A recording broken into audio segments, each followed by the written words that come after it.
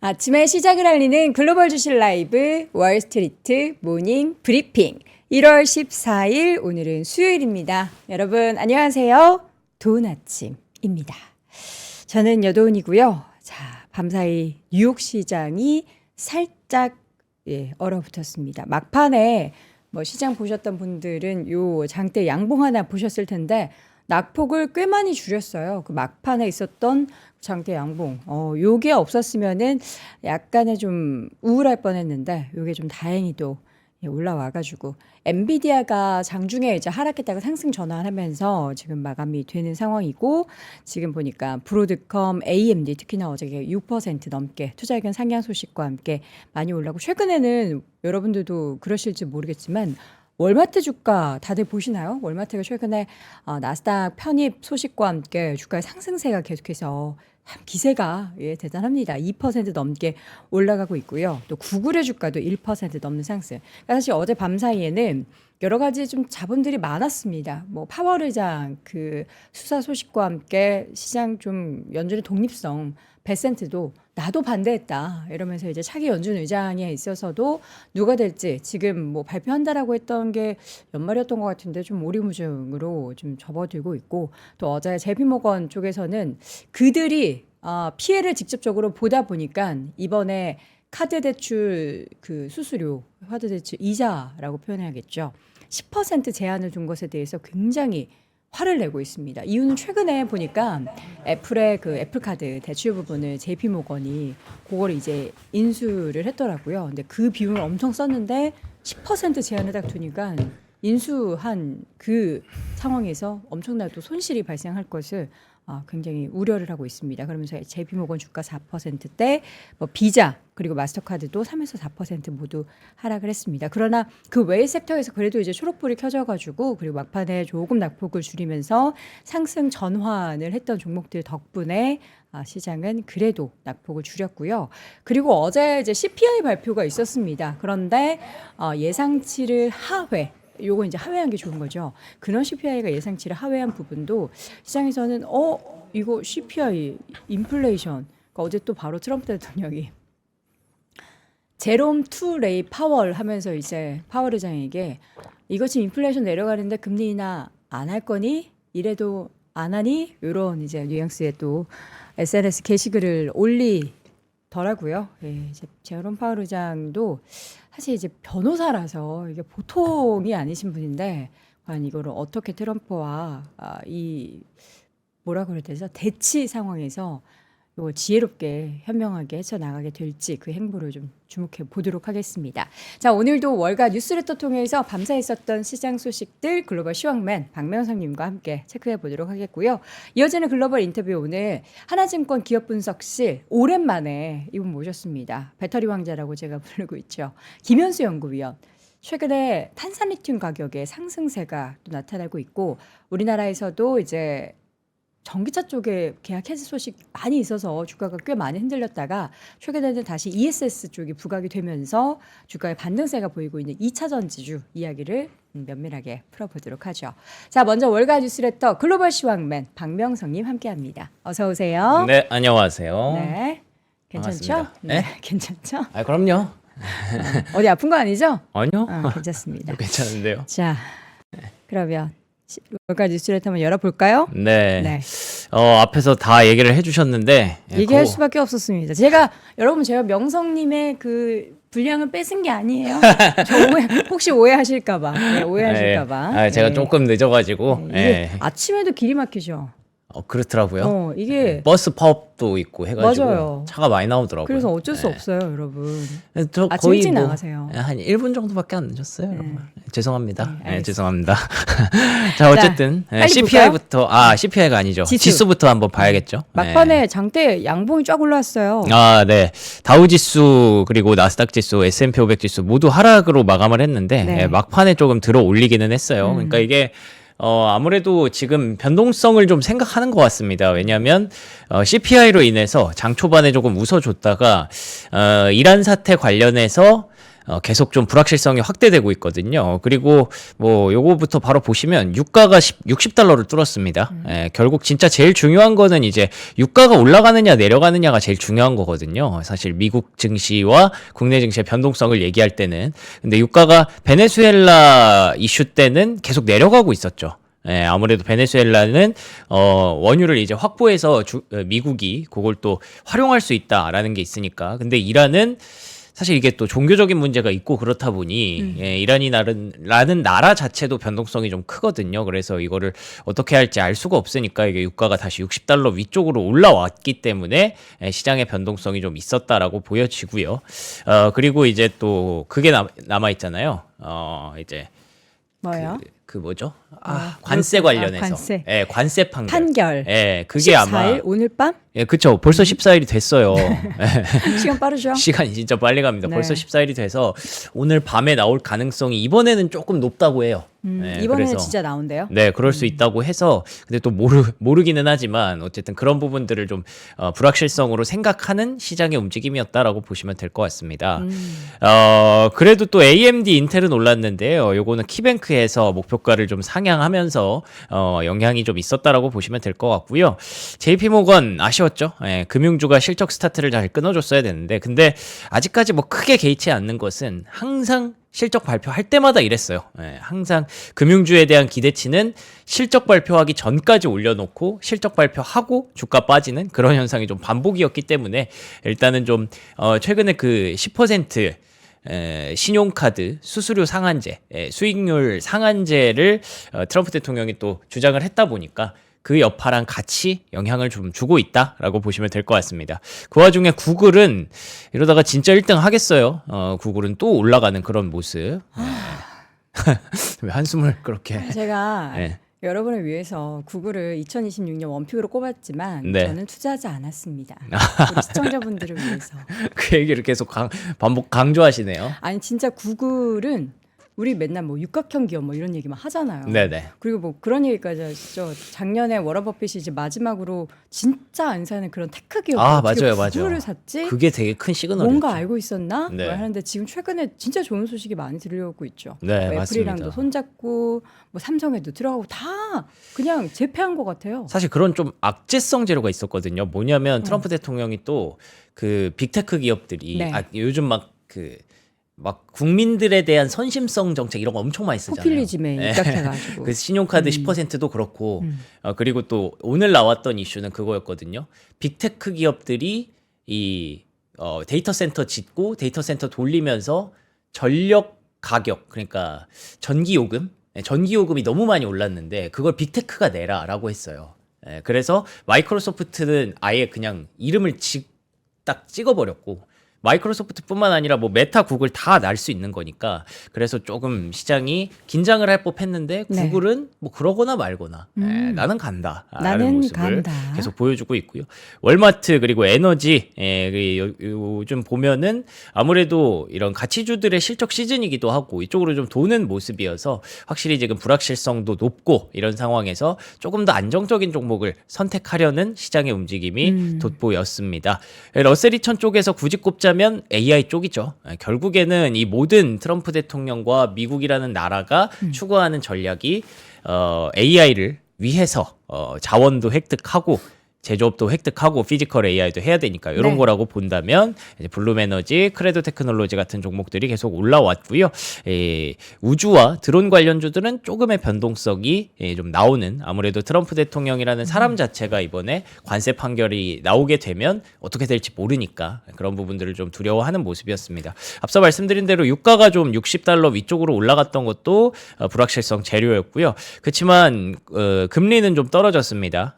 CPI가 예상보다 낮게 나왔기 때문에 그리고 또 달러는 상승했네요. 99 그리고 금은 좀 내려왔지만 계속 위쪽에서 움직이고 있다는 점에서 시장은 여전히 지수도 많이 올랐고 이래저래 생각할 거리도 많고 그래서 불확실성을 조금 두려워하고 있는 것 같습니다. 자, 그러면은 우리 지표 발표 CPI 볼까요? 네, CPI부터 한번 보죠. 이거 보시면 12월 CPI가 2.7% 상승으로 나왔는데요. 이거 보시면 그 점선 있죠? 네, 점선이 이제 근원 CPI입니다. 근원 CPI가 2.6% 상승으로 0.1% 일반 CPI보다 낮았어요. 전월 대비해서는 0.3% 정도 상승이었는데 이 근원 CPI가 낮게 나온 게 일단 시장에는 긍정적으로 인식이 됐습니다. 왜냐하면 요거 보시면 예상치가 코어가 대부분 2.7에서 2.8이었거든요. 이렇게 2.6을 예상한 곳이 거의 없었어요. BNP 파리바 빼고는 거의 없었기 때문에 이 부분을 요 BNP 파리바도 헤드라인이 2.6으로 예상했네요. 네. 코어는 다 2.9까지도 봤기 때문에 2.6이 나온 거는 긍정적인 지표다라고 할 수 있겠죠. 그래서 요즘 그 CPI에 대한 신뢰도가 좀 높지 않다고 해서 뭐 트루플레이션이라고 이게 약간 우리가 좀 대안이 되겠다라고 해서 나온 그런 지표이기도 하거든요. 근데 이런 거는 인터넷 들어가시면 그냥 보실 수 있어요. 트루플레이션 검색하시면 실시간으로 계속 업데이트가 되고 이게 이미 내려오고 있었기 때문에 많은 분들이 물가에 대해서 일단 어느 정도 기대를 갖고 있었던 게 사실이기도 합니다. 그래서 뉴욕 연은 총재 이분이 굉장히 중요한 인물이죠. 왜냐하면 연준에서 지금 파월의 힘은 자꾸 빠지고 있는데 뉴욕 연은 총재는 딱 그 중심에 서 있는 인물이고 아무래도 파월 편 쪽을 계속 강력하게 지지하는 그런 또 발언도 센 그런 사람이기 때문에 이분의 영향력이 꽤 크다고 볼 수 있는데 네. 물가는 상반기 고점일 것 같다.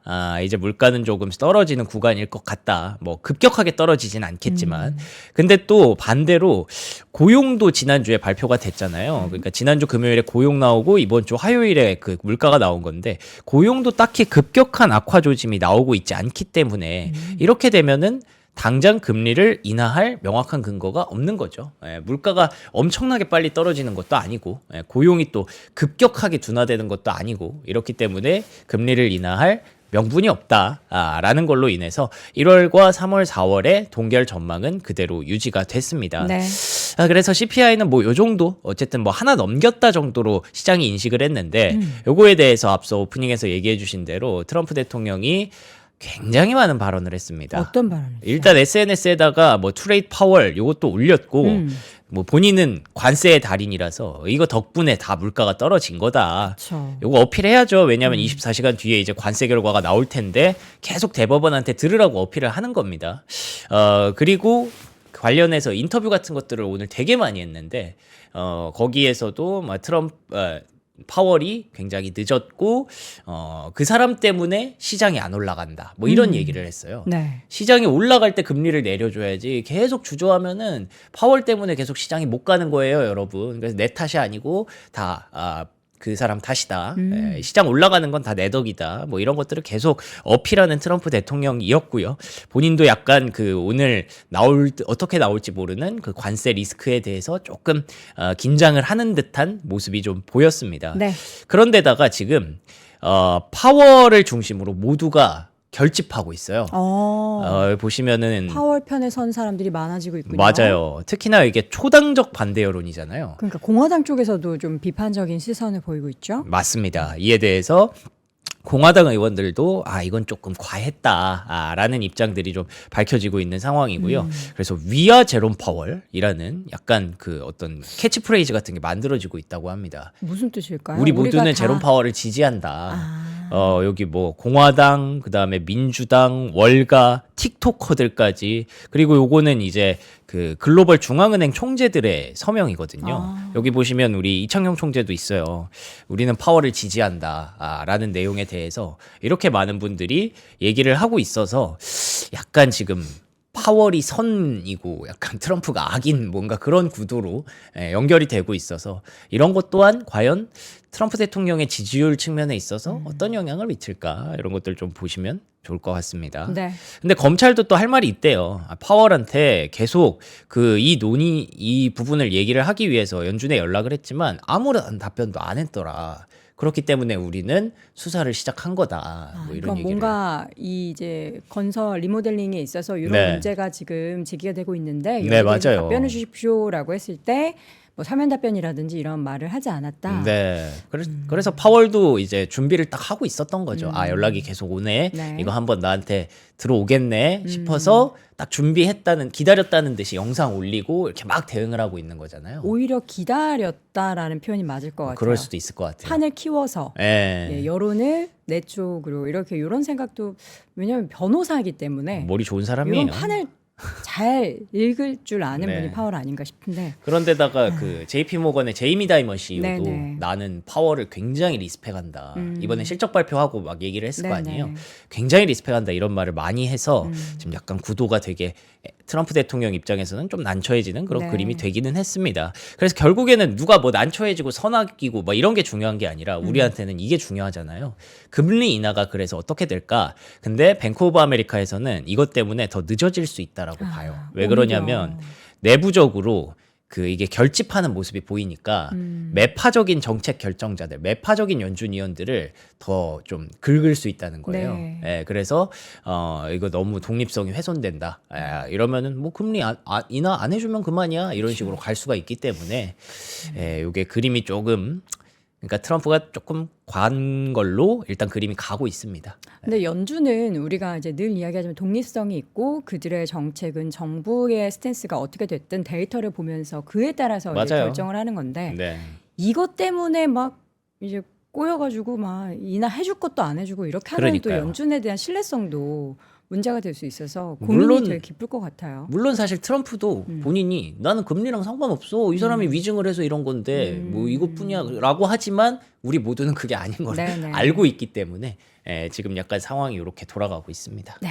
자, 이어서 이란 관련해서 독일 총리가 이란 정권이 얼마 남지 않았다라고 발언을 했어요. 그러니까 이게 계속 저희가 트럼프와 이란의 관계에 대해서만 봤습니다만 흥미롭게도 독일 쪽에서도 이거 보니까 이게 이란의 그 시위나 이런 것들 뭐 사람이 엄청 죽는데요. 들려오는 그 기사에 따르면 뭐 10,000명이 넘게 죽었다는 얘기도 있어요. 진짜요? 시위를 하다가 그래서 이게 그 레짐 체인지라고 하잖아요. 이란의 그 구도 자체가 완전히 바뀌는 파이널 데이스가 얼마 남지 않았다라는 전망들이 계속 이렇게 나오고 있고요. 이 하메네이라는 사람의 실각설이 점점 더 확산이 되면서 결국 내려올 수밖에 없다라는 네. 게 지금 70%까지 베팅이 나타나고 있습니다. 그래서 트럼프 대통령이 이에 대해서 또 SNS에 또 글을 올렸죠. 계속 이렇게 열심히 해 주십시오. 살인자와 학대자들의 이름을 기억하십시오 하면서 지원이 곧 도착할 겁니다. Help is on its way라고 얘기를 했거든요. 사람들이 그래서 궁금해한 건 이 지원이라는 help라는 단어의 의미였습니다. 지원? 보통 트럼프의 지원이라고 하면 군대라고 생각하는 할 수가 있잖아요. 지금 계속 무력 투입을 검토하고 있다라는 네네. 얘기가 있었기 때문에 근데 트럼프 대통령이 이에 대해서 곧 알게 될 것이다 라는 얘기를 남겼습니다. 이와 동시에 미국인들이 만약에 이란에 체류하고 있다면 대피하는 게 좋을 것 같다라고 얘기를 한 거 보면은 뭔가 큰일이 일어날 수 있는 네. 그런 상황이라고 우리가 봐야겠죠. 예. 이거 군사력을 뭐 쓸지 안 쓸지는 모르겠지만 먼저 이렇게 관세로 위협을 하기는 했습니다. 이란뿐만 아니라 이란이랑 거래라도 하면 관세 25% 먹일 것이다. 라고 일단 이란 주변에 있는 국가들을 먼저 단도리를 좀 치는 모습이었고요.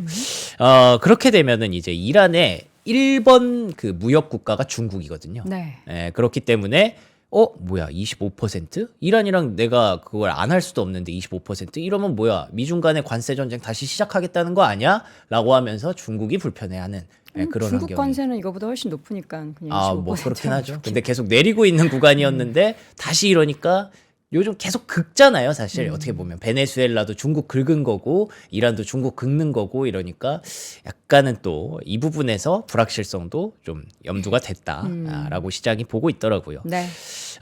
그래서 이란과 관련된 이슈는 과연 트럼프 대통령의 그 헬프가 어떤 결과로 어떤 과정으로 이어지는지 요거를 좀 보시면 좋을 것 같고요. 네.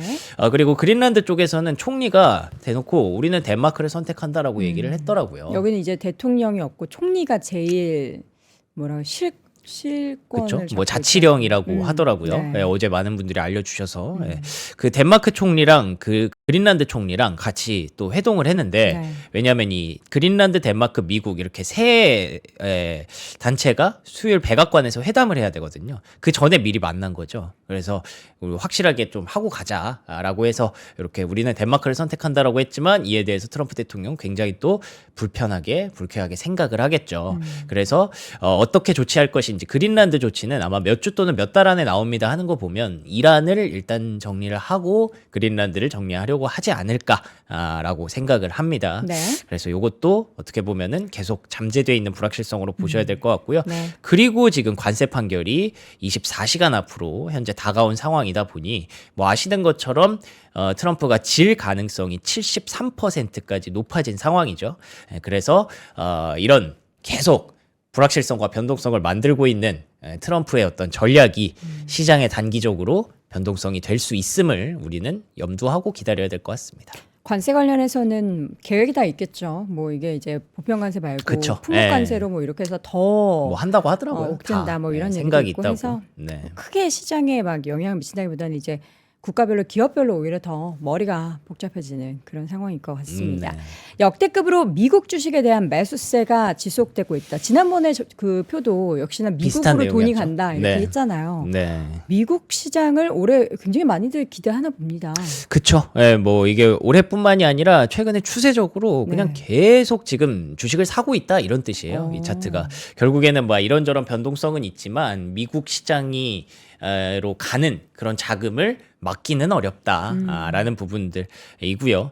이게 그래서 뭐 많은 펀드들이나 뭐 외국인 투자자들이 다 지금 미국 시장을 주식을 좀 특히 그냥 주식에 대해서 미국 주식 시장에 대해서 긍정적인 모습을 이렇게 보여주고 있다. 닷컴버블 그 이상으로 지금 열광하고 있다라는 것들이 이렇게 차트를 통해서 확인이 되고 있고요.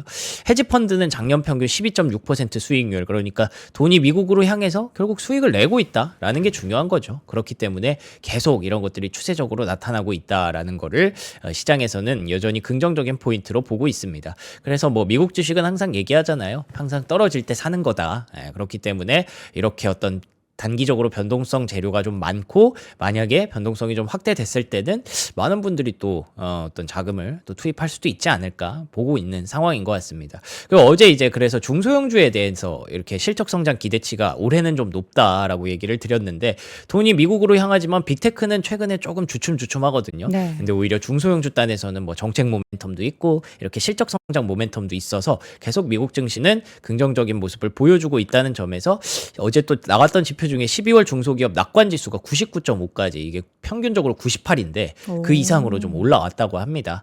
그래서 중소기업들이 지금 영업을 할 수 있는 그런 여건들이 많이 조성되고 있다는 거죠. 그래서 올해는 단순히 모멘텀뿐만 아니라 네. 실적 모멘텀을 좀 갖고 있는 중소형 주들은 충분히 해볼 만한 그런 한 해가 또 되지 않을까 싶고요. 그래서 오늘 좀 빠지기는 했습니다만 연초 6일 동안 한 7일 중에 6일이 올랐을 때의 그 데이터가 또 있어서 가져와 봤는데 그 이후에 뭐 하루 정도는 이렇게 조정을 받을 수 있대요. 6일 올랐으니까 하루 정도 빠질 수 있죠. 뭐 이틀 정도 몇 번 조정을 받을 수 있는데 3일 이후, 4일 네. 이후, 1주, 2주, 3주, 한 달, 두 달 뒤에는 긍정적인 모습들을 딱 2006년도 빼면은 거의 다 괜찮았거든요. 네. 그랬기 때문에 올해 스타트가 좋은 것이 아마 주식 시장에도 긍정적인 영향을 불러올 것이다라고 보고 있습니다. 네. 네. 특징주 볼 텐데 명성님 요즘에 혹시 밤새요? 밤이요? 네, 밤을 혹시 새시는 아예 거 새진 아닌가? 않는데 왜요? 특징주 이거 보고 깜짝 놀랐어요. 이거 왜요? 끊이지 않는 자료가 지금 페이지가 아 그래요?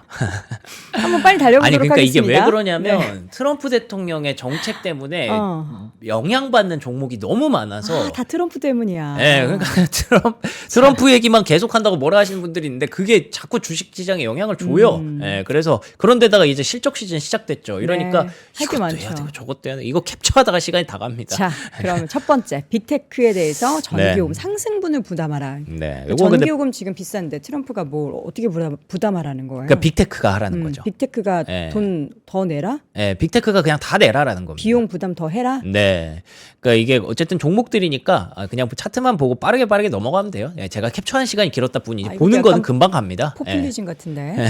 그래서 이제 딱 마이크로소프트 앞에서 말씀드린 대로 네. 지정을 해놓고 대놓고 그냥 전기요금 비싸진 거 내라라고 하는 거죠. 이게 아시는 계속 말씀드린 대로 트럼프의 정책 그 패키지 중에 하나예요. 이러면은 물가도 떨어질 거고 서민들이 AI 데이터 센터 짓는 거 싫어하는데 네. 전기요금 내려주면 상관없지 않나? 이런 생각을 하는 거고 그럼 빅테크는 돈 많으니까 이거 할 수 있잖아라고 이렇게 압박을 했는데 마이크로소프트가 내면 낼게 라고 되게 쿨하게 우리 낼 수 있어 라고 얘기를 합니다. 네. 근데 어쨌든 시장에서는 부담이 좀 있겠네 라고 생각해서 마이크로소프트 주가는 좀 빠졌고요. 그래서 그런지 올해 AI 투자자들이 앞서 뭐 중소형주 얘기한 것도 그렇고 빅테크 이렇게 압박하는 것도 그렇고 그래서 빅테크보다는 결국에 부족한 걸로 간다는 거예요. 에너지가 부족한 거고 그 다음에 메모리 칩이 부족한 거잖아요. 네. 그래서 데이터 센터가 안 지어지고 지어져도 돌아가지가 않는 게 문제잖아요. 그렇기 때문에 오히려 그 쇼티지 나는 쪽으로 계속 찾고 있다라는 게 블랙록의 전망이었고요. 네. 그래서 데이터 센터 향으로 전력을 계속 확보시킬 수 있는 천연가스 터빈 만드는 GE 버노바 그리고 이제 에너지 저장 장치 만드는 블룸 에너지의 주가는 다시 반등을 시작했고요. 크레도 테크놀로지, 아리스타 네트워크스 전력 없는 거 아껴서 잘 분배해서 효율적으로 써야죠. 이런 종목들 다시 올라오기 시작했습니다. 네. 그리고 네오클라우드 기업들도 다시 조금씩 고개를 들고 있어요. 아이렌이 최근에 반등폭이 좀 괜찮습니다. 이게 어디까지 갈지는 모르겠지만 어쨌든 다시 기지개를 켜고 있는 그런 모습. 코어이브는 어제 급등한 이후에 오늘 조금 조정이 나왔던 그런 모습이었고요. 근데 또 대형주는 조금 안 움직여요. 그러니까 엔비디아 같은 경우에는 변수가 또 있었어요. 중국의 H200 수입이 특별한 경우에만 허용을 한다. 그러니까 수출.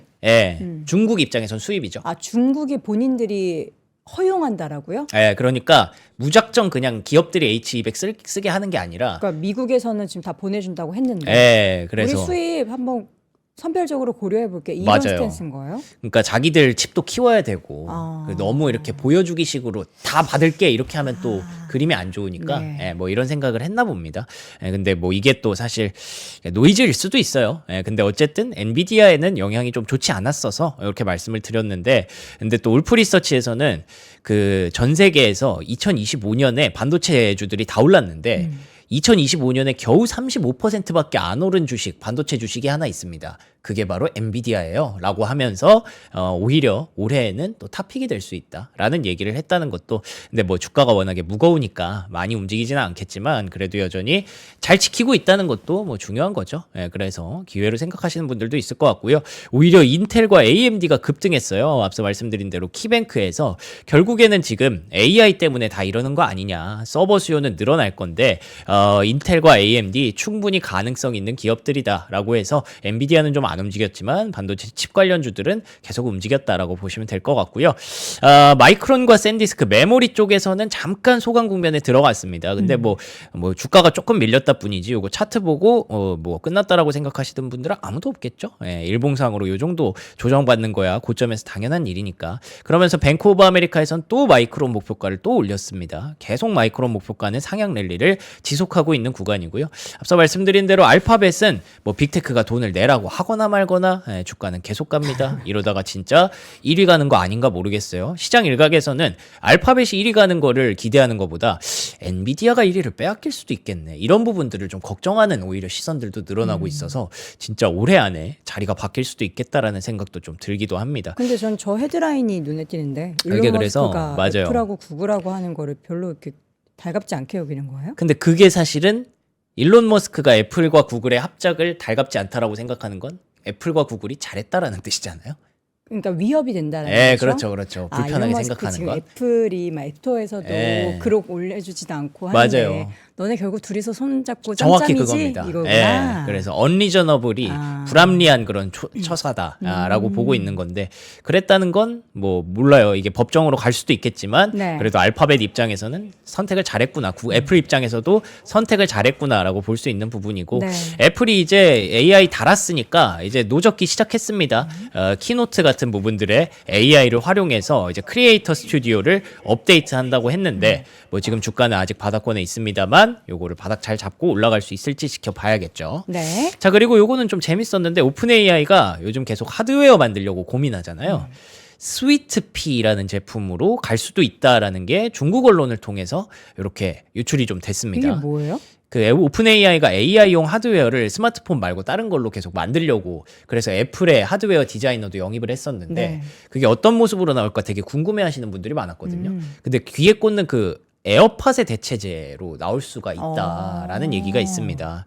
근데 아, 요거 이게 귀구나. 저는 무슨 네. 약간 길인 줄 알았어요. 이게 사람인지 몰랐어. 근데 요거면은 약간 여기 길에 차가 이렇게 가는 건 줄 알았어요. 굉장히 미래지향적이시네요. 네. 차가 미래같이 생겼네. 약간 큐브처럼 네. 생긴. 네. 그래서 뭐 이런 걸로 얘기를 한다고 하는데 요거면은 그 생각보다는 조금 아쉽지 않나라는 네. 생각인데 뭐 나와봐야 알겠죠. 네, 그래서 AI와 관련된 이야기들 이렇게 정리해봤습니다. 자, 실적 발표. JP 모건 음, 와, 벌써 실적을 발표하는 시즌이 됐네요. 그러니까요. 뭐 벌써 보겠습니다. 왔습니다. 예. 빨간불이 곳곳에 조금 보이긴 해요. 맞아요. 그게 조금 아쉬웠다라고 네. 볼 수 있는 건데, 그러니까 아쉬웠던 부분은 요거가 제일 커요. IB 매출? 투자은행의 IB 매출이 예상치를 하회하면서 요 빨간불이 켜진 게 조금 아쉬웠습니다. 네. 근데 그래도 트레이딩 분야에서 여전히 좋았어요. 결국에는 주식시장이 화랑이었기 때문에 JP모건이 벌 수 있는 돈은 잘 벌었다라는 건데 주가가 뭐 4% 장중에 4% 넘게 이렇게 급락을 하더라고요. 맞아요. 아니 뭐 이거 가지고 이렇게 빠질 일인가 싶었는데 보니까 결국 이 여파가 계속 지속되고 있다고 합니다. 신용카드 이자율 10%로 제한하면은 이렇게 되면 신용카드 업자들 입장에서 좀 저신용자들에게 신용을 내주기가 좀 껄끄럽고 그래서 신용시장이 좀 경색될 수 있다라는 부분들을 시장에서 좀 우려하고 있는데 그게 단기적으로 조금 시장의 금융주들에게 영향을 주고 있다라고 보시면 될 것 같고요. 그래서 제이미 다이먼 항상 뭐 이러죠. 항상 나와서 뭔가 리스크가 있다 뭐 이런 거 항상 물어보기도 많이 물어보니까 이 사람한테 그래서 얘기를 하고 있는 게 복잡한 지정학적 리스크. 지금 지정학적 리스크 진짜 복잡한 거 사실이잖아요. 그리고 또 물가 위험, 높은 자산 가격, 지수 많이 올랐다 이런 것들을 얘기를 했는데 사실 이거 모르는 사람 없죠. 저는 이제 몇 해 전부터 우리 제이미 다이먼 회장님이 참 네. 훌륭하신 분이긴 한데 네. 금리에 대한 이야기 할 때도 그렇고 경기에 대한 얘기를 할 때도 그렇고 뭔가 좀 과하게 안 좋게 보는 경향들이 좀 있어서 그러니까 이게 약간 어른한테 그냥 다들 좀 지혜를 구하는 게 이제 워렌 버핏도 은퇴를 하고 그랬으니까 네. 제이미 다이먼이 제일 큰 거예요. 큰 형님인데 그러니까 걱정하는 것들을 물어보겠죠, 사실 어른한테는. 근데 예. 뭐 이렇게. 그런 네. 영향도 좀 있지 않을까라고 생각을 해서 뭐 그런 얘기들이 있는데 뭐 이거 네. 우리가 다 알고 있는 거니까 그냥 네. 참고만 하시면 될 것 같고요. 델타항공 실적이 발표가 됐는데요. 델타항공이 빨간불, 노란불이 많이 들어와서 주가가 좀 빠질 수 있었습니다. 근데 그래도 양봉을 좀 만들었던 거는 델타항공 CEO가 K자형 경기는 우리에게 도움이 된다라는 얘기를 했어요. 왜 그러냐면 부자들은 계속 돈을 쓸 거라는 거죠. 퍼스트 클래스, 비즈니스 클래스 이런 거 많이 나가고 있고 그런 쪽으로 개편을 하고 있기 때문에 올해 우리 괜찮을 것 같다라는 얘기를 했거든요. 그래서 항공주 뭐 매매하시는 분들 참고하시면 딱 좋을 것 같고요. 내일도 실적 발표 시즌이 계속 되는데 내일도 웰스파고, 시티그룹, 뱅크 오브 아메리카 같은 금융주들의 실적이 있기 때문에 과연 내일은 어떻게 좀 반전이 일어나는지 좀 보시면 좋을 것 같습니다. 방산 보겠습니다. 방산을 저희가 안 볼 수가 없죠. 이렇게 지정학적 불확실성이 높은데 네. 유럽에서는 이미 메가 트렌드가 됐다고 합니다. 라인메탈의 주가가 이미 여기까지 올라왔고요. 뭐 국내 방산주들도 요즘 핫한 거 조선까지 묶어서 핫한 거 여러분들 잘 알고 계실 텐데 네. 미국도 마찬가지입니다. 로키드 마틴, RTX 같은 종목들 추세 자체가 와. 계속 신고가 경신하는 흐름이 지속되고 있는 우리나라 상황이고요. 방산주도 요새 난리 났던데요. 그러니까요. 네. 전쟁부에서는 L3 해리스가 미사일 솔루션 사업부를 하나 분사해서 상장한다 뭐 이런 얘기를 하고 있는데 거기다가 아예 10억 달러 그럼 우리가 도와줄게라고 하면서 채권을 또 사줍니다. 전쟁부 여러분들 아시죠? 미국의 국방부가 이름을 네, 바꾼 바뀌었어요. 거예요. 예. 그 국방부를 전쟁으로 바꾼 이유가 있었구나. 그쵸? 그게 그리고 다 나서 지금 다 막 시작이었던 공격하고 막 그러니까. 예. 공세적인 입장으로 미국이 바뀌었다는 네네. 뜻이죠. 자, 그리고 또 이제 보잉 요것도 어떻게 보면 방산주잖아요. 트럼프 수혜주죠. 트럼프가 열심히 팔고 다녔으니까 결국 그래서 2018년 이후로 에어버스를 처음으로 역전했다고 합니다.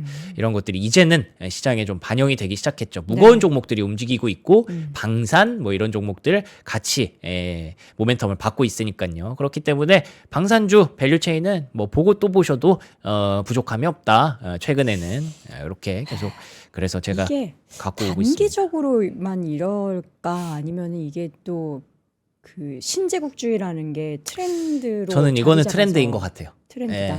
이미 미국이 좀 굉장히 공세적인 입장을 취해 있고 네. 그렇기 때문에 미국이 뭐 방산 투자를 지속하는 것도 있지만 다른 나라들도 불가피하게 투자를 해야 되기 때문에 그렇죠. 예, 막기 위해서 저쪽 맞죠. 공격하는 우리도 막기 위해서 더 국방력을 네. 강화해야겠죠. 이 세상이 바뀐 것 같아요. 네. 그러니까 우리가 전쟁 없는 세상을 살다가 되게 한 50년 동안 살았죠. 너무 슬프다. 예, 근데 뭐 이렇게 된 것 같습니다. 네. 그래서 드론주도 이제 선별적인 강세를 보이고 있죠. 네. 단기적으로 많이 올라왔기 때문에 일부 종목들은 좀 조정을 받는 모습이었고요. 우주도 결국에는 방산과 연결돼 있는 부분이죠. 이번에 베네수엘라 사태, 이란 사태에서 스타링크가 계속 활약을 하고 있다고 하니까 뭐 이런 것들만으로도 방산주로 엮을 수 있을 것 같습니다. 네. 그런데다가 또 헤그세스 장관을 만나서 전쟁부 장관을 만나서 일론 머스크가 자, 랩터 3를 달면 뭐 위성 재생도 더 빨라지고요. 더 많이 쏠 수 있고요. 막 이런 것들을 공개를 했대요. 그래서 우주 관련주들의 랠리도 앞으로도 계속 뭐 기대를 해봐야 되지 않을까 싶고요. 베센트 장관은 자원을 계속 챙기고 있습니다. 자원과 관련해서도 뭐 준 전시 상황이라고 가정한다면 필요하니까 그래서 MP 머티리얼즈 앨범알 뭐 잠시 후에 김현수 연구위원 나오신다고 하는데 네. 앨범알 주가 진짜 계속 갑니다. 어머, 이렇기 앨범만 때문에. 너무 차트 예쁘다. 네, 그렇기 때문에 자원에 대해서 지금 많이들 보셔야 되는 그런 상황이고요. 그래서 자원 관련주들도 요것도 저장해 두시면 네. 도움이 되지 않을까 싶고요. 이런 캡처해 두시고요. 네, 마지막으로는 헬스케어 간단히 보면요. 존슨앤존슨이 로봇 인수를 과거에 한 적이 있는데 이와 관련한 배상금을 받았다가 일부 취소가 됐답니다. 그래서 호재로 인식하면서 존슨앤존슨의 주가가 많이 존슨? 올라오는 그러니까 이게 의료용 로봇이에요. 아. 수술형 로봇. 네네네. 네. 그리고 카디널 헬스가 이번에 JP모건 헬스케어 컨퍼런스에서 프레젠테이션을 했는데 연간 실적 전망치를 상향했다는 소식. 그러니까 뭔가 큰 어떤 M&A 소식보다 오히려 이런 실적 전망 상향 이런 것들을 주목을 하더라고요. 그래서 모더나의 주가도 급등을 했고 옵션 케어 헬스 뭐 이런 종목도 실적 전망치 상향하면서 올라온 거라서 네. 오히려 헬스케어가 이제 실적에 또 주목하고 있는 것도 흥미로운 부분이었습니다. 자, 흥미로운 거는 실적도 흥미로운데 오늘 저희 3프로아티의 라인업 진짜 흥미롭습니다. 일단 여러분 빕스 가셔서 스테이크 먹는 거 좋아하시는 분들 계시죠? 이제는 빕스를 가실 필요가 없게 됐습니다. 저희가 오늘 빕스 스테이크 2+1팩 그러니까 3팩에 최초로 이거 4만 원대 준비했는데 구성이 너무 알차요. 지금 저 너무 깜짝 놀랐어요. 일단은 여러분 오늘은 제가 좀 먹을게요. 마늘을 먼저 좀 먹고 그리고 고기도 스테이크 부드러워. 이거 주문해야겠다. 제가 요새 이게 몸이 단백질이 좀 필요한지 왜 이렇게 클로즈업 하는 거야? 너무 맛있다. 야, 괜찮죠? 그리고 잠깐만. 이거 뭐 부케야? 진짜 두꺼워요. 뭐야? 브로콜리도 같이 먹고 이거 다 들어가 있는 거예요 여기? 구성이에요? 진짜 맛있다. 입에 너무 미쳤다. 근데 이 소스랑 같이 해 먹으니까 토마토도. 진짜 옛날에 어릴 때 빕스 가족들이랑 같이 가서 스테이크 같이 썰어 먹고 막 행복했던 지금 그 추억에 잠겼어요 제가. 어릴 때 빕스를 갔다고요? 저희 좀 동네에 살았네. 빕스가 있어서. 예? 살았어. 그때 많이 안 비쌌는데. 그때 아웃백, 뭐 TGI, 빕스 이런 거 가는 거 쉽지 않았잖아요. 그 아웃백은 스테이크를 시켜야 되지만 빕스는 그 샐러드 샐러드 바? 바. 예. 너무 그거 있죠. 맛있다. 나 오늘은 쩝쩝된다고 뭐라고 하셔도 모르겠고 그냥 먹겠습니다. 너무 이건 맛있어. 진짜. 이건 저희가 다 먹어야 돼요. 이거 저희가 못 먹고 그냥 내놓으면은 이거 누가 먹어요? 제가 맞아요. 먹던 거를 버리지. 이거 음식물 버리면 안 되잖아요. 먹을게요. 진짜 맛있어요. 껌 아닙니다, 여러분들. 오늘은 껌 아니에요. 안 질기죠? 맛있습니다. 이거 에어프라이기에 구웠어요? 그냥 프라이팬에다가? 괜찮네. 너무 부드럽네. 근데 고기가 너무 커가지고 많이 짭짭되겠는데? 진짜 고기가 너무 커요. 커서 좋아요. 진짜 육즙해요. 진짜 육즙이 좋아요. 말할 필요 없어. 이게 저희가 냉동 아니고 냉장으로 보내드리거든요. 그래서 유통기한이 일주일로 짧아요. 죄송해요. 일주일짜리예요? 근데 받자마자 냉동하면은 그래요? 6개월 정도 보관은 가능한데 이제 우리가 웬만하면은 그냥 받아서 드세요. 빨리. 그게 제일 맛있어요. 냉장이기 때문에 받아서 바로 드시는 게 제일 좋고 빕스 클래식 프리미엄 스테이크 3팩 이거 빕스 시즈닝과 다채로운 가니쉬까지 다. 양파, 브로콜리, 마늘, 그다음에 토마토 다 들어요. 그래서 뭐 따로 사실 필요도 없고 이거 가격대가 4만 원대예요. 한 팩에 2인분씩 들어가 있거든요. 그러니까 지금 236, 6인 가족이 충분히 먹는데 4만 원대. 너무 훌륭하죠. 여러분들 요거는 그냥 묻지도 따지지도 마시고 오늘 주문하시면은 최소 금요일 전에는 도착할 거예요. 주말에 여러분 가족들과 함께 요거 스테이크 딱 드시면 좋을 것 같고요. 저희가 지금 입고 있는 요 패딩 제가 오늘 너무 춥잖아요. 영하 11도. 그 추워가지고 방송 중에 패딩 입고 있는 게 아니라 오늘 소개해드리는 제품이 캐나다 그 3대 패딩 브랜드 중에 하나인 카눅이라는 브랜드입니다. 요게 이제 보통 그러니까 약간 백화점 가격이 다르고 최저가 가격이 다른데 최저가 가격 기준으로도 80만 원대 정도 하거든요. 근데 저희가 오늘 39만 원대 준비했습니다. 그러니까 이게 캐나다산 구스가 굉장히 유명하잖아요. 따뜻하기로. 그래서 아예 대놓고 캐나다 구스라는 브랜드도 나와 있고요. 근데 이 제품은 제가 지금 입고 있잖아요. 너무 가벼워요. 사실 캐나다 구스는 따뜻하긴 한데 살짝 무게감이 있어요. 그 패딩 자체가 소재가. 근데 이거는 너무나 가볍고 약간 몽클레어 입은 느낌? 그 정도의 가벼움. 여러분 딱 눈치채실 수 있을 것 같고요. 이 브랜드가 우리나라에 들어온 지는 2019년이라서 얼마 안 됐거든요. 근데 이미 이제 가성비 그리고 캐나다 브랜드다. 캐나다 구스 제품이다라는 것을 알고 계신 분들. 그리고 이미 캐나다에서는 이게 50년 정도 된 브랜드거든요. 5년 아닙니다. 50년 된 브랜드이기 때문에 인정을 받고 있다라는 거예요. 제가 오늘 입은 이 제품은 키루나. 그리고 명성님 한번 일어나 주실래요? 명성님이 지금 입고 계신 저 제품은 할로웨이라는 제품. 저희가 오늘 그 상세 페이지 들어가 보시면은 제품 라인업이 진짜 많아요. 제가 입고 있는 제품 키루나 한번 보여드릴게요.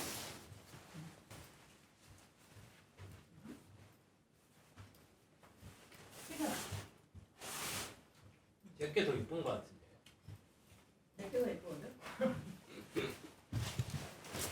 브랜드는 카눅 하나인데 저희가 라인업이 되게 다양해요. 여러분들이 원하시는 제품 고르시면 되는데 저는 이렇게 상세 페이지 보다 보니까 메이페어라는 또 라인업이 있는데 그거는 체크 무늬가 되어 있는 패딩이더라고요. 그런 것도 너무 예쁠 것 같아요. 여성분들이 입으시기에는. 그래서 여러분들이 캐나다 구스 나 좀 이제 방한용으로 따뜻하고 가벼운 패딩 갖고 싶다 하셨던 분들은 산프라틸에서 함께 하시면 좋겠습니다. 스테이크 3조각 남았는데 너무 먹고 싶다. 자 오늘 지금까지 글로벌 시장맨 박명성이 함께했습니다. 고맙습니다. 감사합니다.